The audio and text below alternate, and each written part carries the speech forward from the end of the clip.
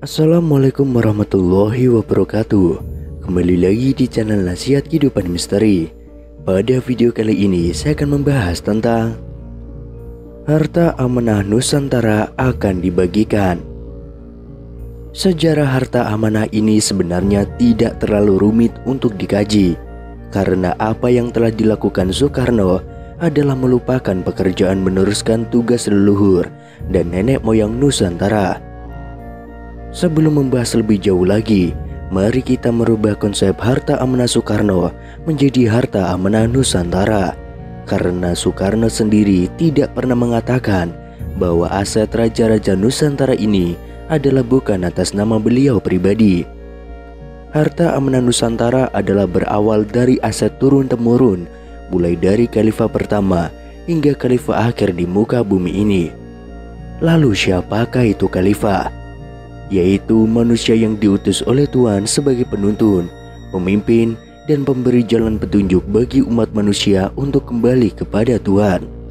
Mereka adalah para nabi dan rasul, serta manusia yang diberi petunjuk setelah para nabi dan rasul terdahulu, yang juga tercantum dalam Quran Surat Al-Baqarah ayat 30. Dan ingatlah ketika Tuhanmu berfirman kepada para malaikat, "Aku hendak menjadikan khalifah di muka bumi." Mereka berkata, "Apakah engkau hendak menjadikan orang yang merusak dan menumpahkan darah di sana? Sedangkan kami bertasbih memujimu dan mensucikan namamu." Dia berfirman, "Sungguh aku mengetahui apa yang tidak kamu ketahui." Saya akan membatasi perihal sejarah kenabian. Kita mulai dari masa kepemimpinan Nabi Sulaiman alaihissalam dan Ratu Balqis. Mengapa Nabi Sulaiman dan Ratu Balqis? Beliaulah merupakan induk dari harta amanah Nusantara ini. Baginda Raja Sulaiman adalah utusan yang saya maksud. Harta bumi yang dititipkan Tuhan kepada makhluknya sebagai khalifah di muka bumi ini berawal dari sejarah kepemimpinan Nabi Sulaiman alaihissalam dan kekayaan Ratu Balqis. Di dalam cerita ini ada manfaat bagi kita semua, bahwa harta amanah Nusantara ini berawal dari leluhur terdahulu. Lalu apa yang menjadi bukti bahwa harta amanah Nusantara tersebut terkait dengan kekayaan Ratu Balqis dan Raja Sulaiman?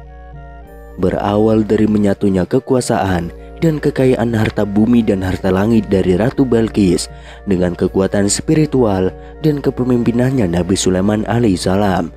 Mari kita uraikan sejarah kekayaan Ratu Balqis, kekuasaan, dan kepemimpinan Nabi Sulaiman alaihissalam dalam menguasai dan mengelola harta amanah ini.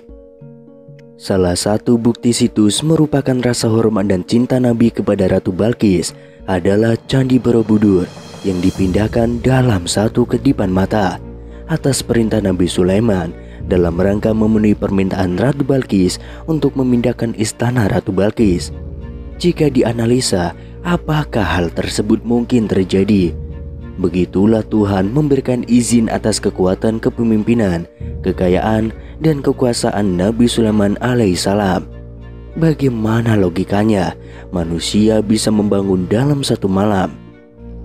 Demikianlah sekilas sejarah harta amanah Nusantara berawal dari para nabi. Kisah kekayaan dan kekuasaan Nabi Sulaiman dan Ratu Balqis tercantum dalam Quran Surat An-Naml ayat 10-44 dan Quran Surat Sabah, surat yang menjelaskan tentang negeri Sabah dengan berbagai macam karunia dari Allah berupa kemewahan dan tanah yang subur, sehingga rakyat yang menempati negeri Sabah bisa hidup dengan makmur dan aman.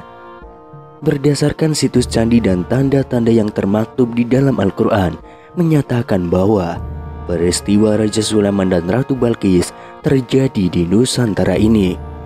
Negeri ini berawal dari kekuasaan dan kekayaan serta kemakmuran negeri Sabah yang dipimpin oleh Ratu Balqis yang ditaklukkan oleh Raja Sulaiman. Harta amanah Nusantara dipengaruhi oleh dua kepemimpinan besar dan berpengaruh, yaitu kepemimpinan Ratu Balqis dan Baginda Raja Sulaiman. Siapa dan apakah kekuasaan dan kekayaan Ratu Balqis dan Raja Sulaiman yang memberi pengaruh besar bagi kekayaan harta Nusantara? Ratu Balqis memiliki kekayaan dan kekuasaan yang tiada tara. Kekayaan dan kemakmuran yang dipimpin Ratu Balkis membuat Ratu Balkis menjadi pemimpin yang sombong di negeri Sabah yang makmur dan subur. Dengan kemampuan dan kepemimpinan serta kewibawaan Raja Sulaiman atas anugerah Tuhan, maka Raja Sulaiman dapat menaklukkan kekuatan dan kekuasaan Ratu Balkis hingga dari menyembah matahari menuju ketundukan penyerahan diri kepada Sang Ilahi. Pada akhirnya menikahlah Raja Sulaiman dan Ratu Balkis, kemudian menjadikan dua kekuatan ini menjadi kekuatan dan penyatuan harta kekayaan dan kemakmuran negeri Nusantara. Ratu Balkis memiliki kekuatan dalam ilmu dunia dan kegaiban, di mana beliau mampu mengelola secara teknologi dari ilmu pengetahuan, pertambangan, ekonomi, strategi perang, pemanfaatan secara gaib dan nyata, perihal pengelolaan dan penguasaan sumber daya alam dan manusia di negerinya. Saat itu rakyat dan pemerintahan negeri Sabah makmur dan sejahtera. Tanah negeri pun subur, hasil berlimpah, tambang, minyak bumi, batu mulia, berlian, intan, permata, dan kekayaan tumbuhan dan hasilnya. Negeri yang indah dan berlimpah ruah di bawah kepemimpinan Ratu Balkis. Atas penyatuan dua kekuasaan antara Ratu Balkis dan Raja Sulaiman, maka dibuatlah manajemen kepemimpinan dengan tertib dan teratur dengan sistem yang adil dan merata dalam pengelolaan sumber daya manusia dan sumber daya alam ataupun makhluk lainnya. Dan sistem pengelolaan tersebut turun-temurun diwariskan kepada anak cucu, cicit, dan hingga saat ini. Lalu apakah itu sistem harta amanah Nusantara? Sering kita mendengar kalimat harta amanah Soekarno. Harta amanah ini adalah sistem pengelolaan yang dilakukan oleh Soekarno terhadap aset para raja Nusantara terdahulu, terutama aset terbesar dunia yang dikuasai oleh Pakubuwono X saat zaman penjajahan Belanda dahulu. Adapun aset amanah Soekarno sebagai generasi penerus Pakubuwono X terdiri dari aset amanah Nusantara yang dikelola oleh Insinyur Soekarno, meliputi bagian yang terdiri dari pemilik atau owner.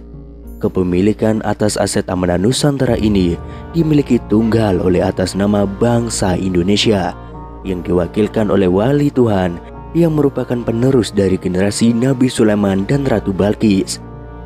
Pemilik atau owner tidak memegang tapi menguasai surat, barang, saham dari aset amanah, tapi memiliki kewenangan khusus sebagai pemilik, mewakili rakyat Indonesia untuk menarik atau mengunci semua aset dari para holder, melakukan transaksi, eksekusi pencairan, pemanfaatan, dan memutuskan kebijakan keuangan internasional dan juga nasional.